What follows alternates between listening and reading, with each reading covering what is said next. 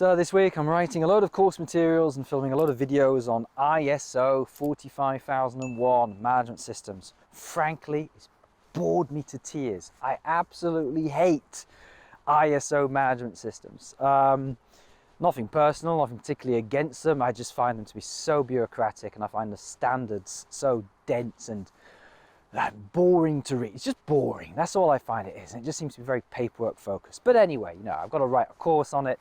That's fine. Do some videos on it. That's fine. Part of the syllabus is that we've got to talk about the benefits of having a certified management system. You know, the benefits of having 18,001 or 45,001 and so on. It's interesting that the syllabus doesn't require you to talk about the downsides, because there are downsides. And well, I went on the HSE's website and it turns out there are downsides. It turns out the HSE actually caution against having 45,001 as a management system in some situations. No, not all the time, but they do say, you know, it's probably not appropriate, or it's probably disproportionate for small, simple, low-risk businesses, and they encourage businesses to weigh up very carefully whether it is necessary. And they also encourage customers, clients, to consider very carefully whether it is proportionate and necessary to ask their suppliers to have this ISO 45001 accreditation. So that's good. That's recognition from the HSE that this is usually customers who require us to have this. Let's face it, ISO 45 for any ISO standard, you know, you wouldn't really wish it on people, would you?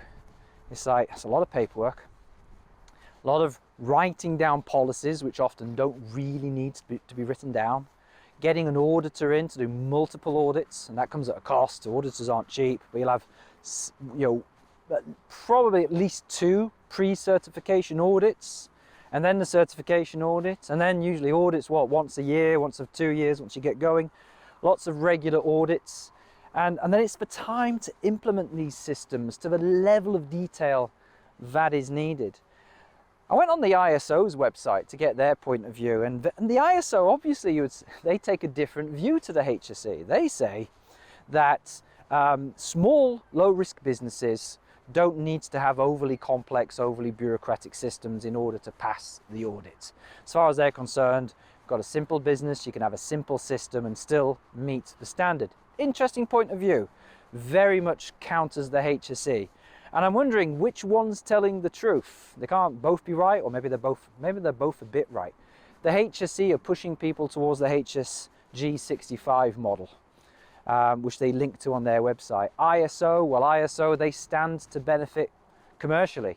You know, it's their standard. The document itself costs about 130 quid, and then they get a share of all the certification fees through their large network of organisations who do the audits and certifications on their behalf. So they've got a bit of a vested interest in promoting this standard. Which one's true, I don't know, but I would definitely say that if you don't need it, don't do it. Certainly, I'm not considering implementing it in my organisation in the slightest. So there we are, the pros and cons of management systems.